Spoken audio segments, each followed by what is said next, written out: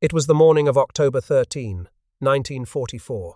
A Canadian officer was watching the attack from a rooftop through field glasses streaked with rain.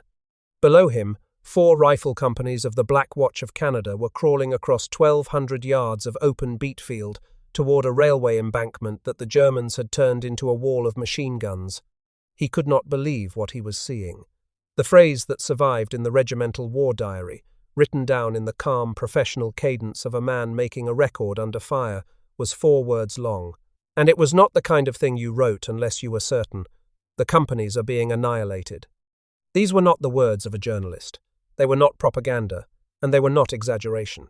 They were the observation of a soldier doing his job, written down exactly as the moment was happening. He was watching what happens to infantry on a Dutch polder when the artillery fire plan goes wrong. By the end of that morning, the Black Watch had taken approximately 145 casualties, with 56 killed, 27 captured, and the rest wounded. 4 company commanders were dead. The Canadian Army would remember it as Black Friday. But Black Friday was not the story of Canadian artillery at the Scheldt. Black Friday was the exception. It was what happened on the one occasion the guns and the infantry slipped out of phase, the barrage walking forward across empty ground, while the rifle companies were still pinned 1,000 yards short of their start line. The real story, the one the Germans came to understand in their bunkers and their command posts and their interrogation cells, was the opposite. It was the story of what happened on every other day of the campaign, when the Canadian guns did arrive when and where they were meant to.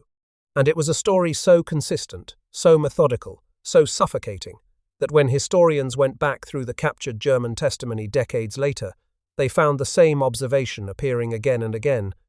In the divisional war diaries, in the prisoner interrogation reports, in the post-war testimony of captured generals, this is the story those German prisoners told.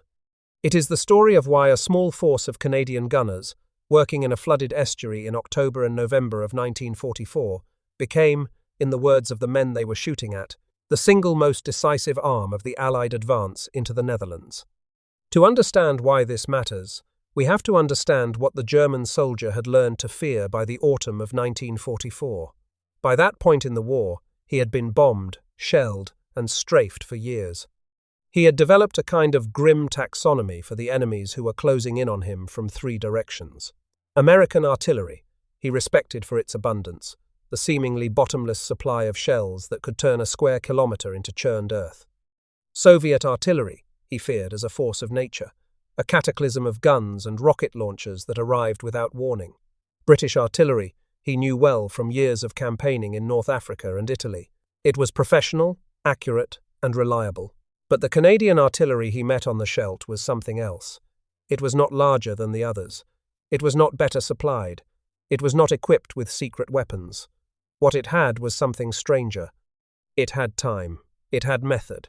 It had a doctrine that had been developing, in the dust of the Western Front and the rubble of Europe, for nearly 30 years. When the German divisions defending the approaches to Antwerp encountered it, they found themselves facing not just guns, but a system of guns that did not behave the way artillery was supposed to behave. This raises the question that the rest of this video will answer. What did the German prisoners of the Scheldt actually say about Canadian artillery? What was the recurring observation, the one that appears in war diary after war diary, in interrogation report after interrogation report, in post-war testimony after post-war testimony? And once we know what they said, what does it tell us about how the war in the West was actually decided? The answer is not in the famous battles. It is not in the diaries of Eisenhower or Montgomery, and it is not in the strategic memoirs that filled the bookshelves after the war.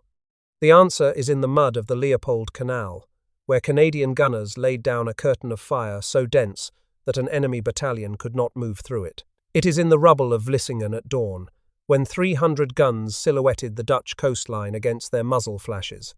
It is in a single penned annotation in the side margin of an operations log on November 3rd, 2 words long, and human in a way that almost no military document ever is. We will get to that page, and to that annotation, before we are done.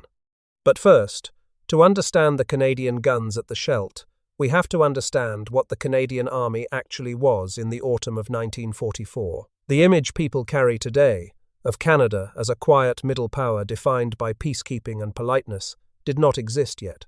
The Canada that fought the Scheldt was a country of less than 12 million people that had volunteered in a single generation to put more than 1 million men and women in uniform. It was a country whose army had been, in the early years of the war, commanded by an artilleryman, General Andrew McNaughton, who treated the gunner branch not as a supporting arm, but as the intellectual heart of the force. And it was a country whose senior officers had memories that reached back through the campaigns of the Western Desert and the beaches of Sicily to the trenches of the First World War, where Canadian artillery had first announced itself to the world. The institutional memory of the Royal Canadian Artillery in 1944 was the memory of Vimy Ridge.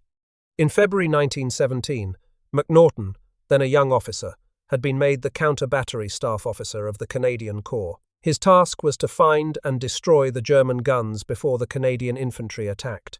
He built a system. He fused aerial photography from the Royal Flying Corps, sound ranging from a new technology that triangulated the position of a gun by the sound of its discharge, and flash spotting from observers who timed the muzzle flash against fixed reference points. The technical underpinnings had been developed in Britain by men like Lawrence Bragg and Captain Harold Hemming. McNaughton did not invent the science. What he did was operationalize it, pulling all of it into a single intelligence cell at corps level. On the morning of April 9, 1917, the Canadian Corps walked up Vimy Ridge with roughly 83% of the German batteries already neutralized. That was the McNaughton method, and it was the inheritance the Canadian gunners brought to the Scheldt 27 years later. By 1944, the system had been institutionalized. Each corps had a counter-battery office at headquarters that fused all sensor inputs in near real time. Each corps had a survey regiment running sound-ranging troops with a new 4-pen recorder and flash-spotting troops in observation posts. Each Army Group Royal Artillery, the formation that grouped medium and heavy regiments at corps level, was designed to deliver counter-battery fire on call. By the time the Canadians reached the Dutch border in October 1944, this system was no longer experimental. It was a routine, a habit, a culture. What it produced, in the field, was a fire control system unlike anything else on the Western Front. It had been developed in 1941 and 1942 by a British brigadier named H.J. Parham, the Commander Royal Artillery of the 38th Welsh Division.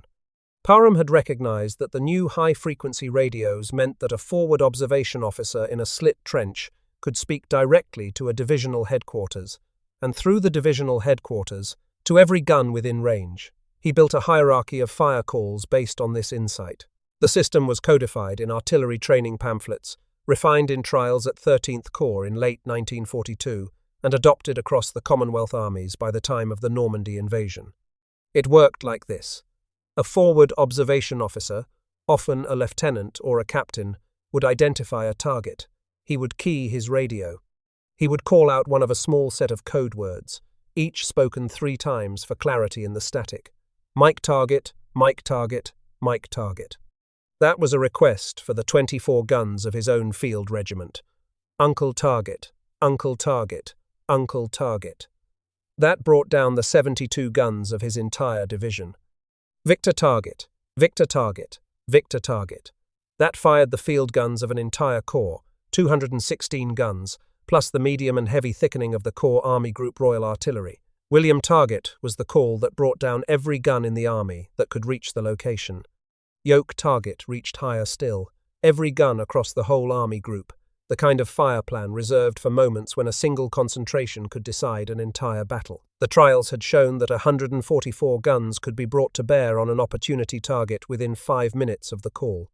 In Italy, in May 1944, during the breaking of the Hitler Line in the Liri Valley, the 1st Canadian Corps fired a William target on the village of Aquino with 668 guns, throwing 3,509 shells onto the target inside 33 minutes, drawing on the field, medium and heavy regiments of British, Indian, Polish, and New Zealand formations under 8th Army Command.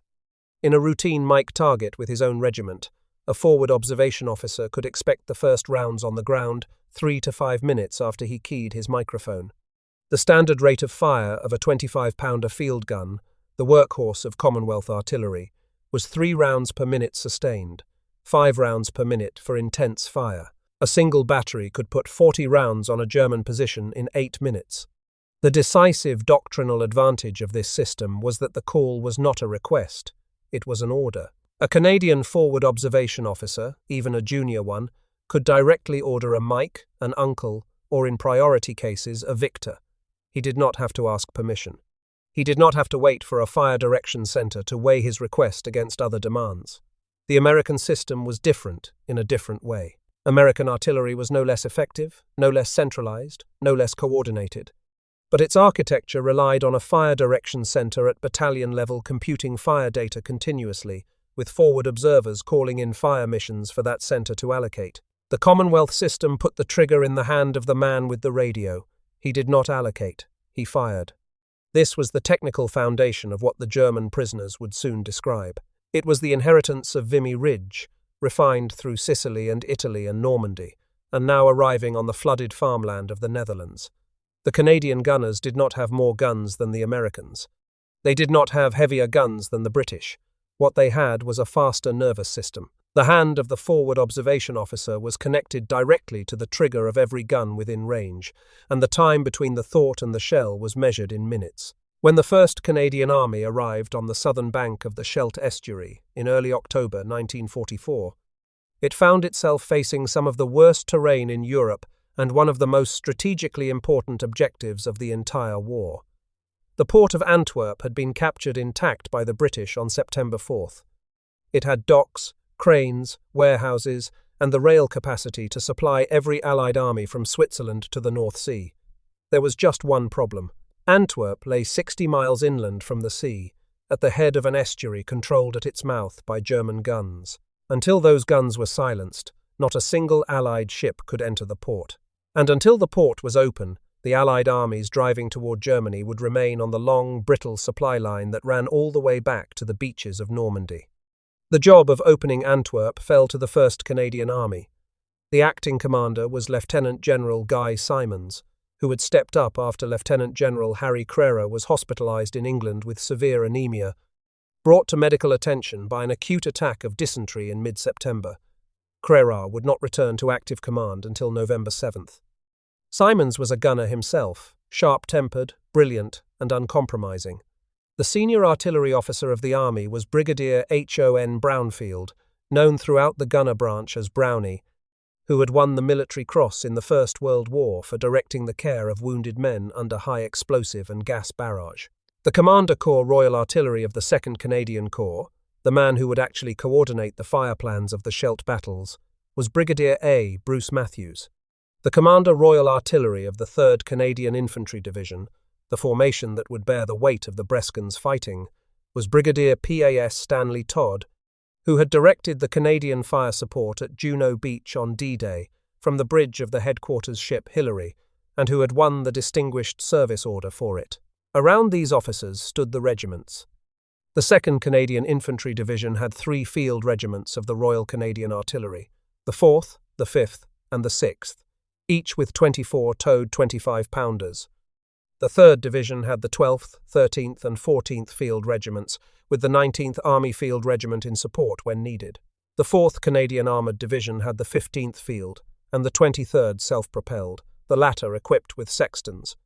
The Canadian designed and built self-propelled gun that mounted a 25-pounder on a tank chassis. The medium regiments, the 3rd, 4th, and 7th Royal Canadian Artillery, were equipped with 5.5-inch guns that fired a 100-pound shell to a range of more than 16,000 yards. Above them, the heavy and super-heavy regiments of the British Royal Artillery, attached to the Canadian Army, brought 155mm long toms, 7.2-inch howitzers, 8-inch guns, and 240mm howitzers into the fight. For the assault on Walcheren on November 1st, Brigadier Matthews would have 314 guns under his control. The terrain these gunners would have to fight across was the polder country of southwestern Netherlands. A polder is land reclaimed from the sea, drained and farmed and held back from the water by an elaborate system of dikes and pumps. The fields are flat, cut by drainage ditches, and bordered by canals and earthen embankments 4 to 5 meters high. Most of Walcheren, and much of the Breskens pocket, lay below sea level. In 1944, the Germans had deliberately flooded the polders to make movement nearly impossible. The roads, where they existed, ran on top of the dikes, raised above the water, visible from kilometers away. Anyone who moved on those roads moved against the sky. The official Canadian engineers' history would later call it the worst land in Europe on which to fight. The Juno Beach Centre put it more bluntly. In this totally flat and wet countryside, no one can move without being spotted. That observation cuts both ways. Yes, anyone who tried to attack across the polder was visible, but anyone who tried to defend the polder was equally visible. The German commander of the 64th Infantry Division, Major General Knut Eberding, made exactly this point in his post-war interrogation. He described the polder as a maze of ditches, canalized rivers, and commercial canals, often above the level of the surrounding countryside, which made military movement almost impossible, except along the narrow roads built on top of the dikes. And then he added the sentence that would define the Canadian campaign. Each of these roadways were carefully registered for both artillery and mortar fire. He meant his own registration. He meant that German guns had pre-plotted every dike road, so that any Canadian attack along one would walk into prepared killing zones. That was, in fact, what happened on Black Friday. But the inversion of that logic, the inversion the Canadian gunners would soon impose, was that once Canadian forward observation officers had registered those same dike roads on their own gun grids, German movement on them became impossible. The polder turned into a giant trap, with the door swinging both ways, and the side that won was the side whose registration was faster, denser, and more accurate. The first major Canadian operation of the Scheldt campaign was Operation Switchback, the reduction of the so-called Breskens Pocket on the southern shore of the estuary. The pocket was held by the 64th Infantry Division under Major General Eberding. The 1st Canadian Army Intelligence Summary of November 7th would call this division the best infantry division we have met. It was a fresh formation, raised at Warn near Bonn in late June 1944, built in the summer of that year from veterans on home leave from the Eastern Front, Italy, and Norway. Its men were not the worn-down survivors of Normandy. They were professionals, dug into prepared positions in flooded country that gave every advantage to the defender. The plan to reduce the pocket called for the 3rd Canadian Infantry Division to attack across the Leopold Canal, while the 9th Brigade of the same division would mount an amphibious flanking assault from Terneuzen across the Brakeman Inlet. Brigadier Stanley Todd had 327 guns of all calibers under his coordinating control along the divisional front. He organized them according to the principle that the maximum amount of artillery that can bear will support each operation in turn. He arranged them in 2 medium artillery groups, one firing north from positions near Bruges, one firing west from Terneuzen, with the divisional field regiments in the middle. He set up counter-battery, defensive fire, and harassing fire tasks across the entire pocket, and he created an on-call neutralizing fire system that the infantry forward observation officers could trigger directly. One of his pre-plotted concentrations was codenamed Colorado. A simple radio call of Colorado twice would put 16 minutes of continuous fire on a registered German position. The Leopold Canal crossing on October 6th was unusual, in that it began with no preliminary bombardment. Surprise was preferred. Instead, at 5:30 in the morning, 27 Wasp flamethrowers, mounted on universal carriers, opened up across a canal somewhat less than 100 feet wide. The flame, in the words of the official history, did its work, temporarily demoralizing those of the enemy whom it did not kill. While the Wasps burned the far bank, a sound effects troupe simulated bridge building well to the east, drawing German attention away from the real crossing point. The Reginas and the 1st Canadian Scottish pushed across kapok footbridges thrown over by the 16th Field Company of the Royal Canadian Engineers. Within a day, the Germans had identified the real bridgehead and counterattacked. By October 7th, the Canadian troops on the far bank were fighting for survival. The artillery began to compensate for everything else they did not have.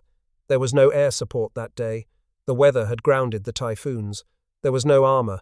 The canal was uncrossable for tanks. There was only the guns.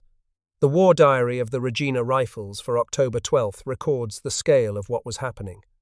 Artillery laid 2,000 shells on our own front alone in 90 minutes on the evening of October 10th, and our own mortar platoon expended 1,064 rounds of high explosive in 3 hours. That was a single brigade frontage. That was a single evening. The Germans, on the receiving end, found that the moment they massed for a counterattack, the moment they tried to bring up reinforcements, the moment they shifted artillery to engage the bridgehead, the Canadian guns were already on them. 3 days into the bridgehead fight, on October 9th, the 9th Brigade made its amphibious leap. Buffaloes and Terrapins, amphibious tracked vehicles of the British 79th Armoured Division, set out from Terneuzen in 2 columns of 48 vehicles each, navigated by Lieutenant Commander R.D. Franks of the Royal Navy. They aimed for landing beaches on the inland side of the Brakeman Inlet. As they approached, the Canadian guns fired coloured marker shells 15 minutes before the assault, using the smoke and bright bursts to designate the real beaches. Other markers, fired simultaneously at decoy locations along the coast, drew German attention to the wrong places. The result was tactical surprise. The Buffaloes came ashore against scattered shooting and almost no organised resistance. By October 10th, the village of Hoofdplaat was in Canadian hands. By October 11th, Beverwijk had fallen. The pocket began to collapse from both ends. Breskens town fell on October 21st. Schoondijk followed on October 22nd through 24th. Fort Frederick Hendrik, on October 25th, surrendered with a garrison of just 23 men before the planned medium bomber and artillery shoot on it was even fired. Oostburg fell on October 26th. Cadzand on October 29th. By November 1st, Nocky and Haste were in Canadian hands. Eberding himself was captured the same day, at the golf course at Het Zoet, by men of the North Nova Scotia Highlanders. The 3rd Anti-Tank Regiment of the Royal Canadian Artillery, having no targets for its 17-pounders in the flooded country, fought as infantry that day, clearing the junction of the Sluys River and the Leopold Canal with rifles and grenades. By November 3rd at 9:50 in the morning, the operations log of Headquarters 3rd Division recorded the words, "Operation Switchback now complete." Beside them, in pen, a staff officer had added 2 words, "Thank God." The cost of Switchback to the 3rd Canadian Infantry Division was 2,077 casualties, of which 314 were killed. The harvest was 12,707 German prisoners. And in those interrogation rooms, set up in farmhouses and confiscated schools across the now liberated southern bank, Canadian intelligence officers began to record what the prisoners were saying about the guns. Eberding himself was the most senior source. In an interrogation summary, filed by 1st Canadian Army Intelligence and now held at Library and Archives Canada, under reference RG-24, volume 10672, Eberding addressed the question of Allied air support and Allied artillery. The summary, drawn upon by the historian Michael Bechtold in his 1994 study of air support in the Breskens pocket for the journal Canadian Military History, captures Eberding's words in the following form. General Eberding said that our air support had caused him some casualties, but that its greatest effect was to prevent movement by day and limit the activity of his artillery. This is the sentence the script promised in its opening. This is the recurring observation. The greatest effect was to prevent movement by day and limit the activity of his artillery. And it is the sentence that connects every part of the Scheldt campaign together, because what Eberding identified was the chain reaction. Allied air observation, Royal Air Force Auster light aircraft flown by Royal Artillery pilots kept his men from moving on the dike roads. With movement suppressed, his guns could not displace.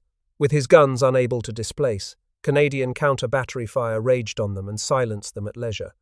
With his guns silent, the Canadian field artillery could pound his infantry positions without being shot back at, and once his infantry was being pounded, his counterattacks could not form, because every assembly area was registered, and every road to it was registered, and every minute of daylight was an invitation to annihilation.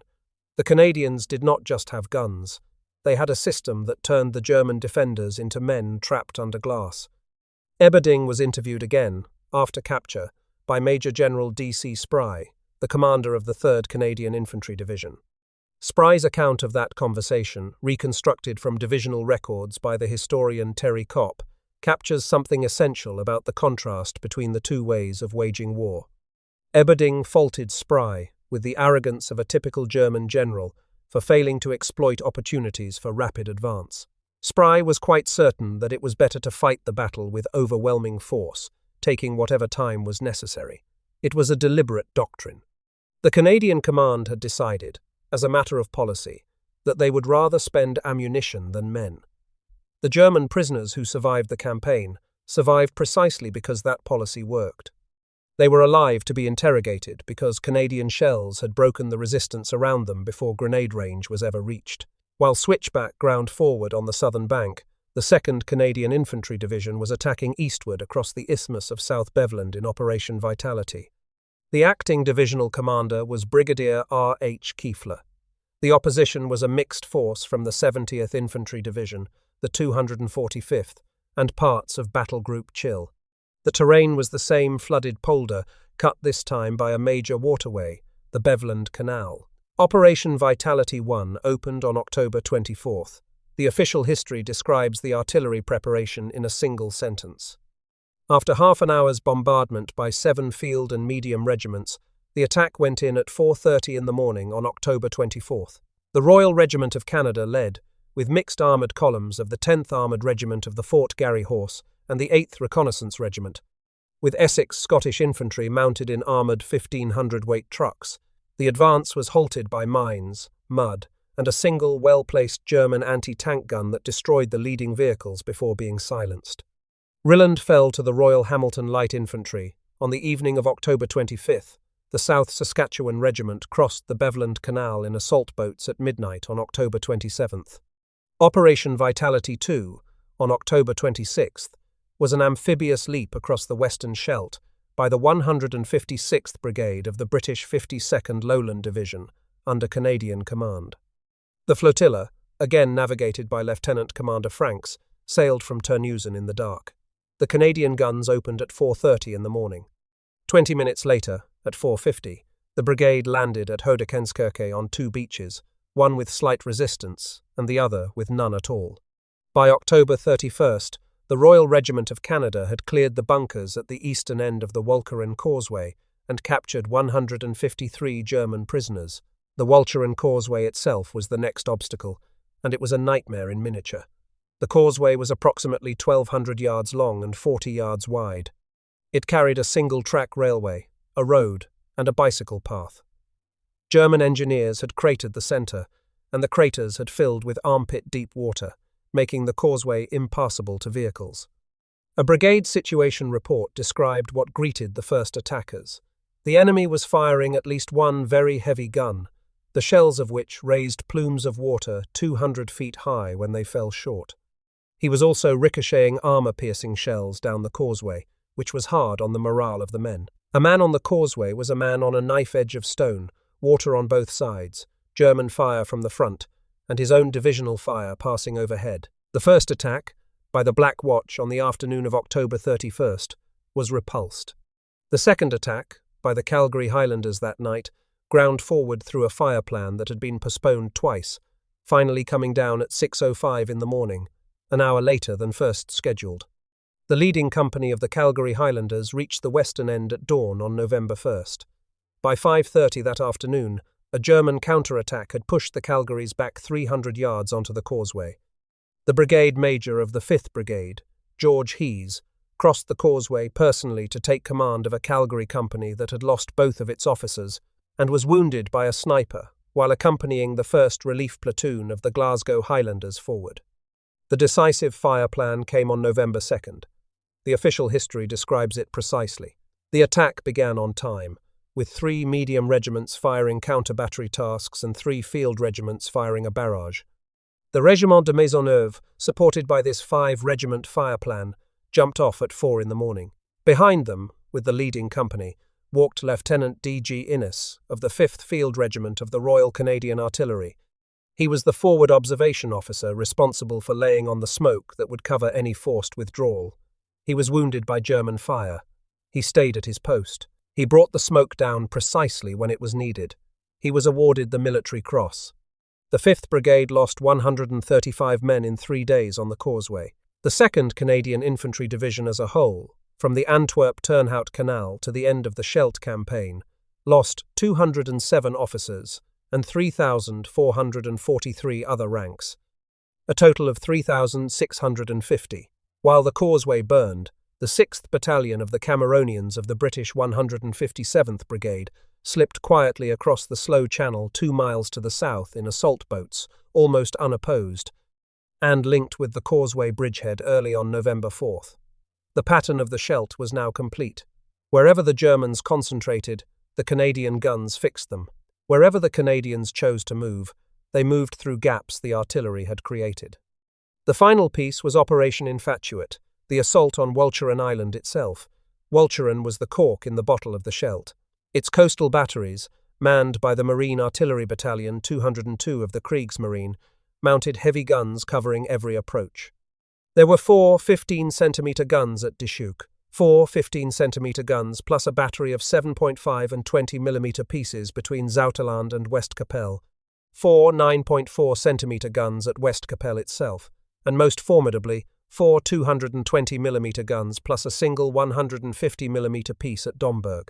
The garrison of the island was the 70th Infantry Division under Lieutenant General Wilhelm Daser, born in 1884, 60 years old at the time of the campaign.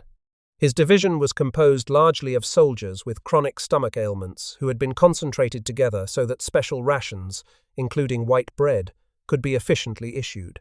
The German army called it the Stomach Division. The British called it the White Bread Division. Daser's men were second-rate, but his guns were not. The Allied solution was, first, to drown them. The Royal Air Force Bomber Command, on October 3rd, sent approximately 250 Lancasters and Mosquitoes against the dike at Westkapelle, dropping more than 1,200 tons of bombs in 8 successive waves. The 5th wave broke the dike. The sea poured in. By the next day, the breach was 350 yards wide, and the entire western half of the island was filling with salt water. Further raids on October 11th against the Veerdijk, October 17th widening the original breach, and a series of preparatory anti-battery raids on October 28th through 30th eventually flooded approximately 85% of Walcheren. 152 civilians died at Westkapelle when the dike went, including 47 sheltering in the cellar of the De Roos windmill. The artillery problem that remained was solved by Brigadier Matthews and the 314 guns under his control on the southern bank. The geometry was punishing. Westkapelle, the northernmost target, lay 9 miles from the nearest gun position. Only the 155mm long toms of the heavy regiments and the 8-inch guns and 240mm howitzers of the 3rd Super Heavy Regiment of the Royal Artillery could reach the batteries north of Westkapelle. The 25-pounders of the field regiments could only reach as far as Vlissingen. Matthews divided the front. The 2nd Canadian Army Group Royal Artillery covered the area west of a line drawn south from Fort Frederick Hendrick. The 9th Army Group Royal Artillery covered the area east of it. Because the Vlissingen and Westkapelle landings were not simultaneous, the guns could be massed first on Vlissingen, then shifted to Westkapelle. The Vlissingen landing began before dawn on November 1st. Number 4 Commando, with French and Norwegian troops of Number 10 Inter-Allied Commando attached, slipped out of Breskens harbour at 4:40 in the morning in 20 landing craft assault. As they crossed the Scheldt, the official history records, at almost the same moment the artillery barrage commenced, and the mainland was from now on silhouetted against the flickering muzzle flashes of 300 guns. A reconnaissance party code-named Keep Force was ashore by approximately 5:45, just east of the Oranjemolen windmill, at a beach code named Uncle. The main body of Number 4 Commando touched down at 6:20. Across the next 2.5 days, the Royal Scots fought their way into Vlissingen street by street. On the morning of November 3rd, they stormed the Hotel Britannia, headquarters of the German 1019th Grenadier Regiment, capturing the regimental commander Colonel Eugen Reinhardt and roughly 600 prisoners. It was at Vlissingen, on November 1st, that the Land Mattress fired its first rounds in anger. Land Mattress was a multiple rocket launcher developed by Lieutenant Colonel Michael Wardell of the British Army and Lieutenant Colonel Eric Harris of the Canadian Army, with Brigadier Brownie Brownfield as its senior Canadian patron. Its battery, the 112th Battery of the 6th Light Anti-Aircraft Regiment of the Royal Canadian Artillery, fielded 12 projectors, each carrying 32 3-inch rockets, with a range of 8,000 yards. Together they could throw 384 rockets in 7.25 seconds. On the morning of November 1st, they fired at German anti-aircraft positions just north of Vlissingen. The German prisoners taken from those positions described what it felt like to be inside the impact zone of 384 rockets in 7 seconds, and the descriptions were not measured. The Westkapelle landing was scheduled for 9:45 in the morning, hours after Vlissingen. The 4th Special Service Brigade, 3 Royal Marine Commandos under Brigadier B.W. Lester of the Royal Marines, crossed by sea from Ostend, escorted by Naval Force T under Captain A.F. Pugsley of the Royal Navy in the headquarters ship Kingsmill. The bombardment squadron, under Captain Marcel Kelsey, consisted of the battleship Warspite and the monitors Erebus and Roberts. Warspite, by November 1944, was reduced to 6 of her 8 15-inch guns, with X turret out of action since glider bomb damage at Salerno the previous year, and Y turret unreliable. Erebus's main turret jammed, and she fired only 53 rounds. Roberts fired 58, hampered by mist that prevented air spotting.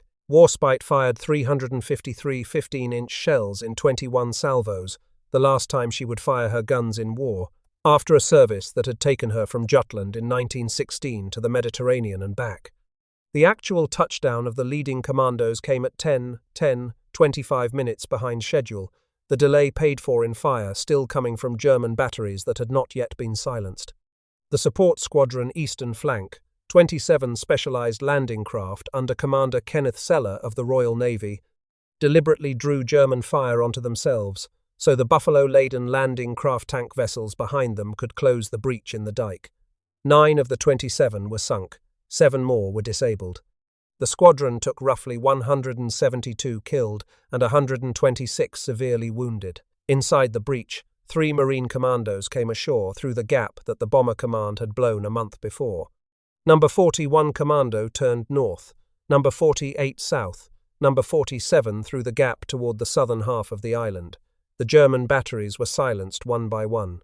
Battery W-15 at Westkapelle had been suppressed by Roberts before the landing, and was cleared by number 41 Commando soon after midday on November 1st. Battery W-13 had run out of ammunition during the assault itself, a German logistical failure that probably saved the support squadron from worse losses. Battery W-17, the formidable 220mm complex at Domburg, was reduced by a combination of Warspite's 15-inch fire from the sea and Royal Air Force Typhoons of 84 Group, flying close support with rockets and cannon. It surrendered at 5:45 in the evening on November 1st.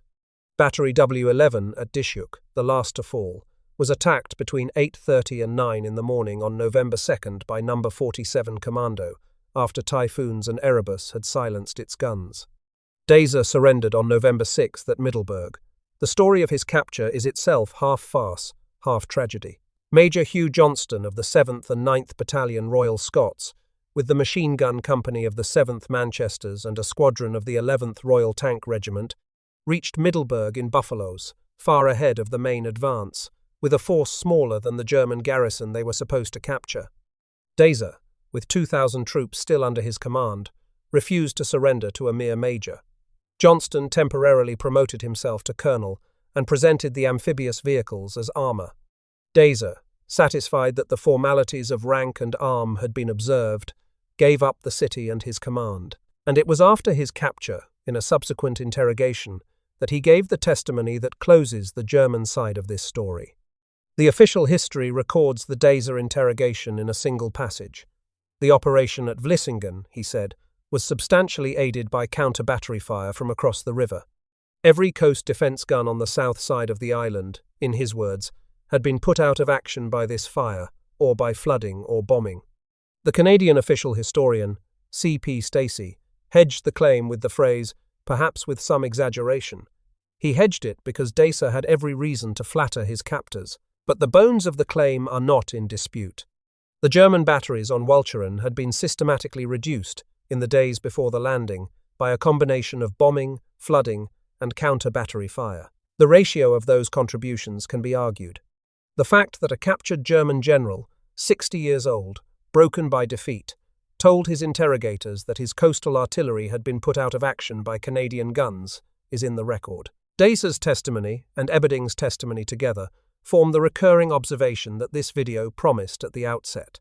Across the captured testimony of the 2 division commanders, the divisional war diaries held in the German military archive at Freiburg, and the first Canadian Army intelligence summaries held in Library and Archives Canada, the same observation appears again and again. Canadian artillery, working in concert with Allied air observation, made German movement impossible by daylight. Canadian artillery suppressed German artillery before it could effectively reply. Canadian artillery broke up German counterattacks before they could close the distance with the Canadian infantry. The official Canadian historian, summarizing the entire campaign in one sentence on page 400 of the official history, wrote it like this: "The artillery, on the other hand, had been constantly active and invaluable. Linear and pinpoint concentrations, brought down on call, had been used to particular advantage." That sentence is what every German prisoner of the Scheldt said in his own words: brought down on call, constantly active, pinpoint. The German guns could not match it. The German infantry could not survive it. The German command, looking back from interrogation rooms in liberated towns, described it not as bombardment but as something more like weather, a condition of the campaign rather than an event within it. Daylight meant Canadian fire. Movement meant Canadian fire. Concentration meant Canadian fire. The only safety lay in being still, hidden, and silent, and the price of that safety was the loss of the campaign.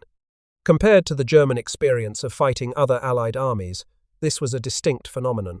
American artillery in 1944 was famous for its volume and computational sophistication, with a fire direction center at battalion level, allocating fire missions across competing demands. British artillery was professionally identical in doctrine to the Canadian, and many of the same guns and the same training pamphlets supported both armies.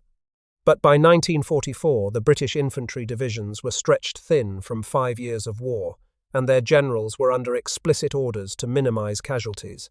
They used artillery cautiously. They took ground, and they dug in.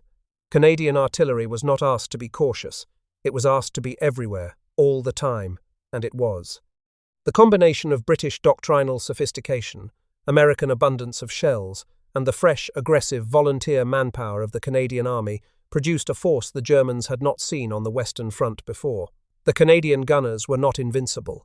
Brigadier J.N. Lane, the Commander Royal Artillery of the 4th Canadian Armoured Division, was killed in action on November 10th, 2 days after the Scheldt closed, when his jeep struck a mine. He is buried at Bergen op Zoom Canadian War Cemetery, in Grave 10 F1. The 3rd Anti-Tank Regiment fought the last days of the campaign as infantry, with rifles instead of 17-pounders, because the polder country had nowhere left for an anti-tank gun to engage. Forward observation officers like Lieutenant Innes laid down fire under enemy small arms, and many were killed or wounded doing it. The cost of the Scheldt to the Allies was 12,873 casualties, of whom 6,367 were Canadian. The Royal Navy and Dutch mine-sweeping flotillas, 10 in total, then had to clear the estuary itself in Operation Calendar, lifting 267 mines between November 3rd and November 28th. On November 28, 1944, the first Allied convoy entered Antwerp. 18 merchant ships came up the cleared channel. The first to dock was not a British warship, despite the persistent myth.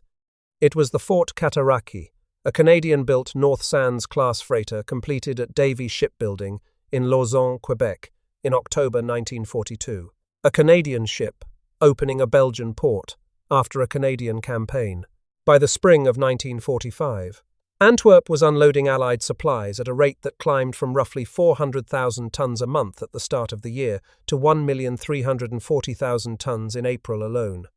Despite more than 900 V-1 launches at the city by the end of December 1944, and despite more than half of all V-2 missiles fired in the entire war being aimed at Antwerp, port operations were never halted. The Allied advance to the Rhine was supplied through that port. The pursuit into Germany was supplied through that port. The end of the war in Europe was, in a real and physical sense, supplied through that port.